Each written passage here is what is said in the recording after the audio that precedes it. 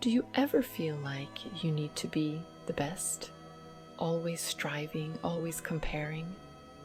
No matter how much you achieve, there's always someone doing just a little better, and the pressure never really stops?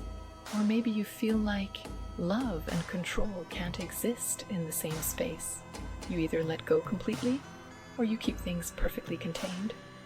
Welcome to the rigid structure, where comparison, perfectionism, and the struggle between freedom and love take center stage. Today we're exploring how this structure forms, how it shapes our emotions, body, and relationships, and most importantly, how to move from the pursuit of perfection to wholeness. Part 1. How the rigid structure is formed.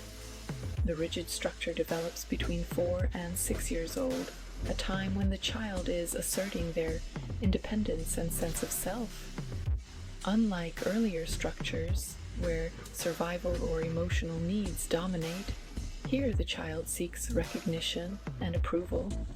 The core wound, a part of the child, is rejected.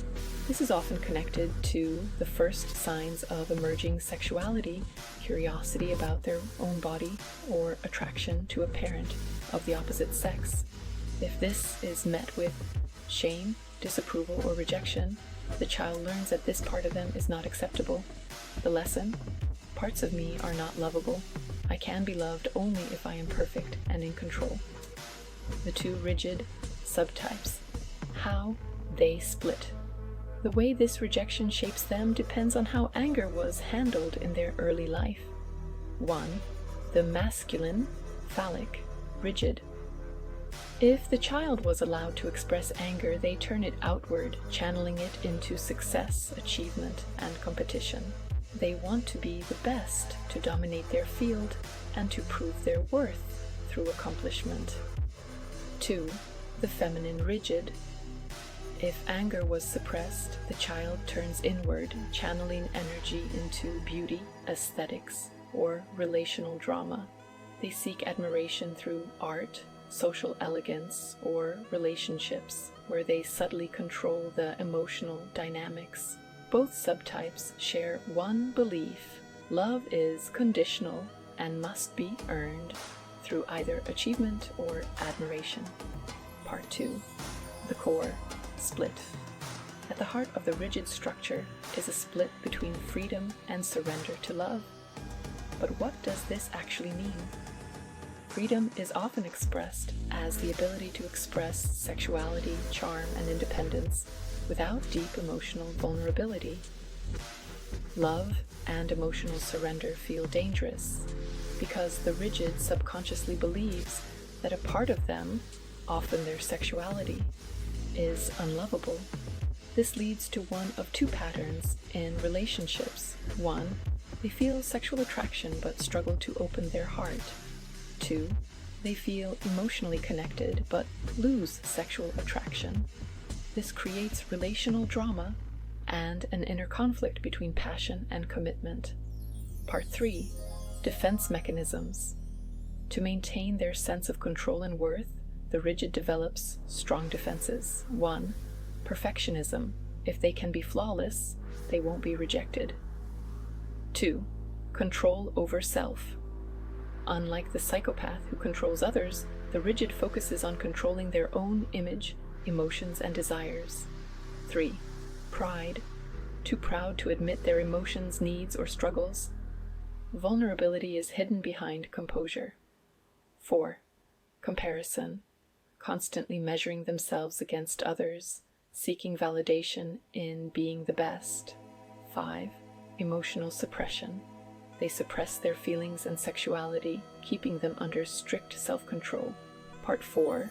Mental, emotional, and physical traits.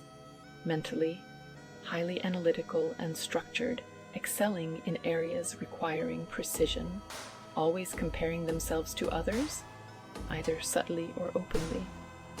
Struggles to let go, overthinks decisions to ensure the perfect choice. Emotionally, detached from their deeper emotions, especially sadness and vulnerability, can appear confident, but underneath is the fear of rejection or failure. Difficulty fully surrendering to love. They long for connection, but resist letting go of control. Physically, symmetrical and well-proportioned, often taking great care of their appearance. A distinct pelvic tilt, creating a naturally lifted behind, which is present in both subtypes. The achievement-focused rigid, masculine type tends to have a triangular-shaped torso, broad shoulders, narrow hips. The feminine rigid, especially in women, often has larger hips and a balanced but controlled posture. High energy levels, but often rigidly contained, leading to tension in the body, especially in the neck, shoulders, and pelvis. Part 5. Strengths of the rigid. Despite their challenges, rigids have incredible strengths. Driven and disciplined, they get things done and excel in their craft. High standards, their sense of beauty, form, and achievement can lead to artistic or professional mastery. Charismatic and magnetic, their confidence and poise naturally attract admiration. Strong sense of justice. Many rigid types fight for fairness and high ideals. Part 6. The path to growth.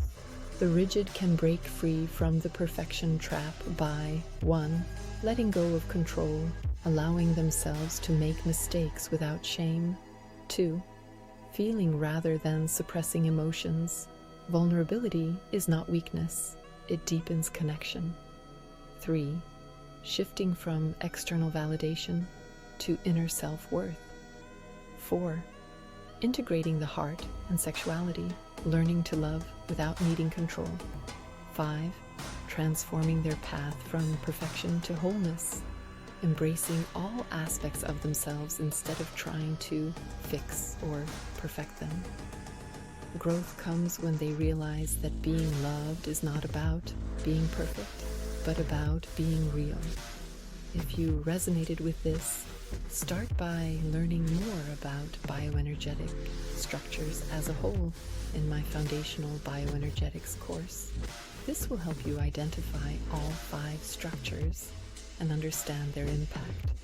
Find the link in the description below and stay tuned as we continue exploring the bioenergetic structures and how to grow beyond them.